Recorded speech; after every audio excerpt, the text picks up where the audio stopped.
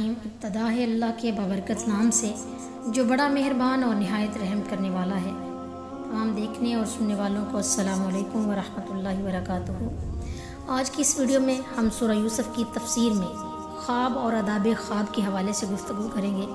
اس طرح یوسف علیہ السلام کو خواب آیا اور انہوں نے جب یہ خواب اپنے باپ کے سامنے بیان کیا تو انہوں نے منع کیا کہ اپنے بھائیوں کو نہ بتائے۔ تو قرآن اس بات کا نقشہ کھینچتا ہے اور اللہ تعالیٰ فرماتے ہیں کہ جب یوسف نے اپنے باپ سے کہا، اے میرے باپ، بے شک میں نے 11 ستاروں اور سورج چاند کو دیکھا ہے، میں نے انہیں دیکھا کہ مجھے سجدہ کرنے والے ہیں، تو اس نے کہا، اے میرے چھوٹے بیٹے، اپنا خواب اپنے بھائیوں سے بیان نہ کرنا، ورنہ وہ تیرے لیے تدبیر کریں گے، کوئی نہ کوئی بری تدبیر، بے شک شیطان انسان کا کھلا دشمن ہے۔ مختصر اور ضروری تمہید کے بعد اب قصے کی ابتدا ہو رہی ہے۔ یہاں پہلی دفعہ سیدنا یوسف علیہ السلام کا نام آیا ہے۔ یوسف عبرانی زبان کا لفظ ہے اور بعض مفسرین اسے عربی کے لفظ الاسف سے ماخوذ بتاتے ہیں، تاہم یہ بات قرین قیاس نہیں، اس میں وزن فعل ثابت کرنا بھی نادرست ہے، کیونکہ اس میں منع صرف کا عمل بھی اس کے عجمی ہونے کی دلیل ہے۔ ابتدا سیدنا یوسف علیہ السلام کے ایک خواب دیکھنے سے ہوئی۔ آپ نے خواب میں دیکھا کہ سورج، چاند اور 11 ستارے ان کے حضور جھک کر انہیں سجدہ کر رہے ہیں۔ خواب سیدنا یوسف علیہ السلام کے بلند اقبال اور عروج آئندہ پر ایک واضح اشارہ ہے۔ باپ کو سنایا گیا تو وہ اپنی پیغمبرانہ فراست سے بہت جلد اس نتیجے پر پہنچ گیا کہ ان کے خاندان پر اللہ تعالیٰ کی نعمت نبوت سے سیدنا یوسف علیہ السلام بھی سرفراز ہونے والے ہیں۔ خواب تھا بھی نہایت واضح کہ سورج اور چاند سے باپ اور ماں، جبکہ 11 ستاروں سے مراد 11 بھائی ہیں۔ اب ان سب کا خواب میں سیدنا یوسف علیہ السلام کی حضور تعظیم بجا لانا ان کی علوم و مرتبہ اور سعادت و خیر کے اعزاز کا اظہار تھا۔ یہ عجیب اتفاق ہے کہ سیدنا یوسف علیہ السلام اور رسول اکرم صلی اللہ علیہ وسلم دونوں کی نبوت کے اشارے اچھے خوابوں سے شروع ہوئے۔ دراصل خواب انسانی زندگی میں بہت اہمیت کا حامل ہے۔ قرآن مجید میں اللہ رب العزت کا فرمان ہے، اہل ایمان ہی کے لیے دنیا کی زندگی میں خوشخبری ہے اور آخرت میں بھی۔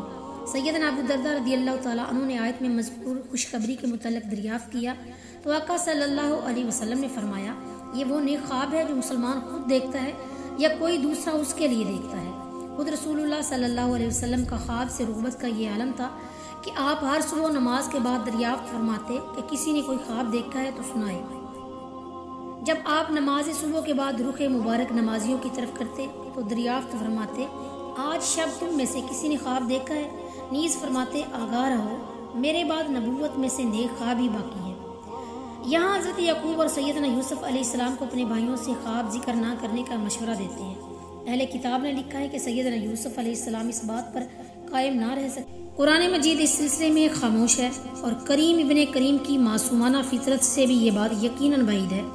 جہاں تک منع فرمانے کا تعلق ہے تو یہ اس لیے تھا کہ سیدنا یعقوب علیہ السلام شیطان کی کارستانیوں اور انسانی فطرت کی کمزوریوں سے آگاہ تھے، سو انہوں نے خدشہ محسوس کیا کہ بھائی یوسف علیہ السلام کی اس عظیم الشان اعزاز کو برداشت نہ کر پائیں گے اور بربنائے حسد انہیں نقصان پہنچانے کی جستجو کریں گے۔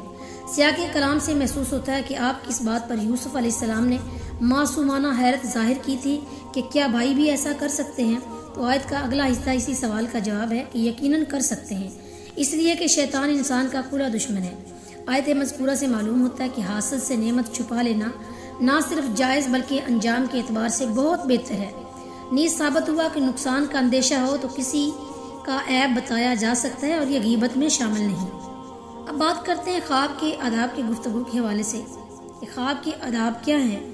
صحیح بخاری میں ہے کہ خواب 3 قسم کا ہوتا ہے، روزمرہ کے خیالات، شیطان کی طرف سے ڈراوا اور اللہ کی جانب سے مومن کے لیے خوشخبری۔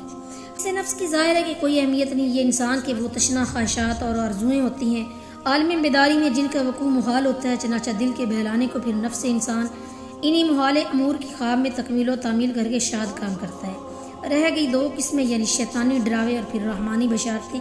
اگر اچھا خواب ہے تو یہ اللہ رب العزت کی طرف سے ایک بشارت اور خوشخبری ہے۔ ایسا خواب بھی ہر کسی کو نہیں بتانا چاہیے، بالخصوص حاسد سرشست لوگوں سے چھپانا نہایت مناسب ہے۔ صرف انہی لوگوں کو سنایا جائے جو نیک، صالح، ہمدرد، سچے، خیر خواہ اور محبت کرنے والے لوگ ہوں۔ قرآن مجید کی یہ آیت لا تقصص رؤیاک اس پر دلیل ہے۔ نیز حدیث مبارکہ میں بھی ارشاد ہے کہ نیک خواب اللہ کی جانب سے ہوتا ہے، سو تم میں سے کوئی ایک جب کوئی پسندیدہ خواب دیکھے تو صرف اسے ہی بتائے جو تم سے محبت کرتا ہے، یعنی جو تمہارا خیر خواہ ہے۔ صحیح حدیث میں خواب کو نبوت کا جز قرار دیا گیا ہے۔ بعض حدیث میں 40واں، بعض میں 46واں اور بعض میں 49واں، 50واں اور بعض روایات میں سے نبوت کا 17واں جز قرار دیا گیا ہے۔ ابن عبد البر فرماتے ہیں کہ ان میں کوئی تضاد و تخالف نہیں، بلکہ ہر روایت اپنی جگہ صحیح اور درست ہے۔ دراصل اجزاء کی تعداد کا مختلف ہونا خواب دیکھنے والے کی استعداد و کیفیت کے مختلف ہونے کی بنا پر ہے۔ جو شخص صدق و سچائی، امانت و دیانت اور کمال ایمان و اقان کے ساتھ جتنا زیادہ متصف ہے، اتنا ہی اس کا خواب زیادہ سچا ہوگا۔ جیسا کہ ترمذی شریف میں مذکور ہے کہ قرب قیامت بہت کم ہوگا کہ مومن کا خواب جھوٹا ہو۔ سب سے سچے خواب اس شخص کے ہوتے ہیں جو گفتگو میں سب سے زیادہ سچا ہو۔ مسلمان کا خواب نبوت کا 46واں حصہ ہے۔ رہی یہ بات کہ خواب نبوت کا جزو کیسے ہے، تو اس سلسلے میں قرطبی فرماتے ہیں کہ بعض اوقات انسان خواب میں وہ چیزیں دیکھتا ہے جو اس کے بس میں نہیں، مثلاً وہ خود کو آسمانوں پر اڑتا ہوا دیکھتا ہے، یا غیب کی وہ چیزیں دیکھتا ہے جنہیں جاننا اس کے بس میں نہ تھا۔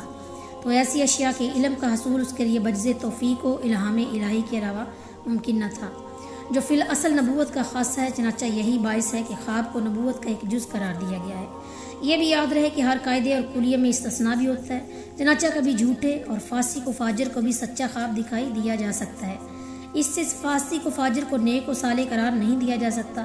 یہاں حدیث میں عام طور پر جو وقوع پذیر ہوتا ہے اس کی بات کی گئی ہے، کبھی کبھار اس کے الٹ بھی ہو سکتا ہے، اور اس سے حدیث کی سچائی متاثر نہیں ہوتی۔ یہ جو کہا گیا نا کہ برا خواب بیان نہ کیا جائے، اس حکم کو جب دیگر حدیث سے ملا کر دیکھا جائے تو معلوم ہوتا ہے یہ ممانعت قطعی نہیں، محض ہمدردی و شفقت کی بنا پر دیا گیا حکم ہے۔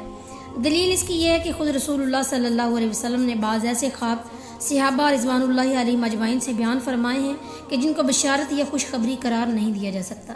صحیح بخاری میں ہے کہ رسول اللہ صلی اللہ علیہ وسلم نے صحابہ کو بتایا، میں نے خواب میں دیکھا کہ میں نے تلوار کو ہلایا تو اس کا اگلا حصہ ٹوٹ گیا۔ اس کی تعبیر اس نقصان کی صورت میں ظاہر ہوئی جو مسلمانوں کو احد کی جنگ میں اٹھانا پڑا۔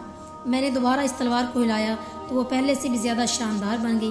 اس کی تعبیر اس طرح سامنے آئی کہ اللہ تعالیٰ نے مسلمانوں کو شکست کے بعد فتح سے نوازا اور تتر بتر مسلمان نئے سرے سے لڑائی کے لیے ایک جگہ جمع ہو گئے۔ میں نے خواب میں دیکھا کہ ایک گائے بھی دیکھی ہے جو ذبح ہو رہی ہے، تو اللہ کے سارے کاموں میں خیر و برکت ہوتی ہے۔ گائے سے مراد وہ مسلمان تھے جو احد کی جنگ میں شہید ہوئے۔ اب آتے ہیں خواب بد کے سلسلے میں ارشاد نبی صلی اللہ علیہ وسلم کیا ہے۔ آپ صلی اللہ علیہ وسلم نے فرمایا کہ اچھا خواب اللہ کی طرف سے ہے اور برا خواب شیطان کی جانب سے ہے۔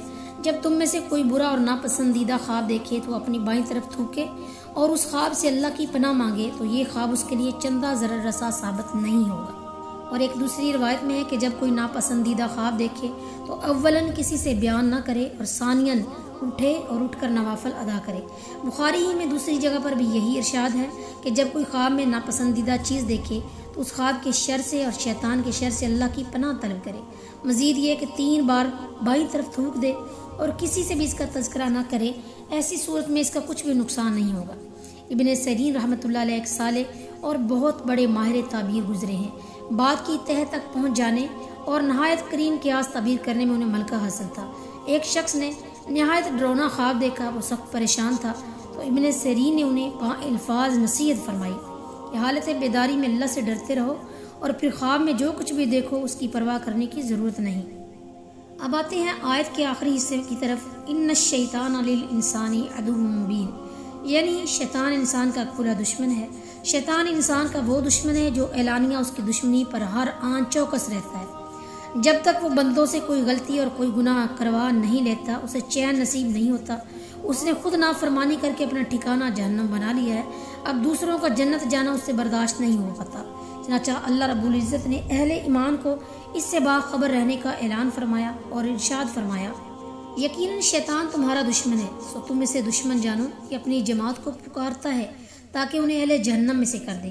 یہی اس کا مقصد حیات ہے اور اسی ذمہ داری کی ادائیگی کے لیے اس نے اللہ تعالیٰ سے مہلت طلب کی ہے۔ یہ شیطان ہی ہے جس نے ہمارے ماں باپ سے دشمنی کی انتہا کی اور ان کے لباس تار تار کروائے، جیسا کہ قرآن مجید میں ہے۔ تو شیطان نے دونوں کو اس سے پھسلا دیا، بس انہیں اس سے نکال دیا جس میں وہ تھے۔ شیطان کا اولی ہدف انسانوں کے باہمی تعلقات میں دراڑیں ڈال کر انہیں جدا کر دینا ہے۔ یہ بھائی کو بھائی سے جدا کرتا ہے، خونی رشتہ داروں کو ایک دوسرے کے خلاف اکساتا اور باہم دگر سازشیں کرواتا ہے۔ اگر اس نے برادران یوسف کو اپنے بھائی کے قتل پر ابھارا تو یہ اس کا پرانا وار تھا، اس نے روئے ارض پر پہلا قتل بھی اس نے ایک بھائی کے ہاتھوں بھائی کا ہی کروایا تھا۔ یہ شیطان ہی تھا جس نے کائنات میں اس پہلے قتل کے لیے ایک بھائی کو تیار کیا۔ قرآن مجید اس کا نقشہ یوں کھینچتا ہے کہ اس کے نفس نے اس کے لیے اس کے بھائی کا قتل پسندیدہ بنا دیا، سو اس نے اسے قتل کر دیا، بس خسارہ اٹھانے والوں میں سے ہو گیا۔ بہت گہرے اور مضبوط رشتوں کو سبوتاز کر کے شیطان کو جتنی خوشی میسر آتی ہے، دیگر بڑے بڑے گناہ کروا کے بھی اتنی خوشی نہیں ہوتی۔ جیسا کہ حدیث کی صراحت ہے کہ جابر رضی اللہ تعالیٰ عنہ بیان کرتے ہیں، رسول اللہ صلی اللہ علیہ وسلم نے فرمایا، ابلیس اپنا تخت پانی پر بچھاتا ہے، پھر اپنے لشکروں کو عالم میں فساد کرنے کو بھیجتا ہے۔ ازروے مرتبہ اس کے قریب وہ شیطان ہوتا ہے جو بڑا فساد بپا کرے۔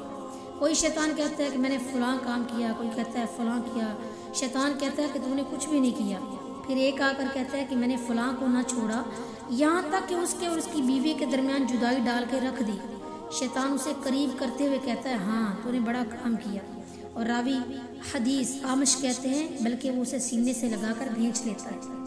چنانچہ ہمیں شیطان کے وار اور طریقہ کار سے آگاہ رہنا چاہیے، کیونکہ اسی صورت اس سے بچنا ممکن ہوگا۔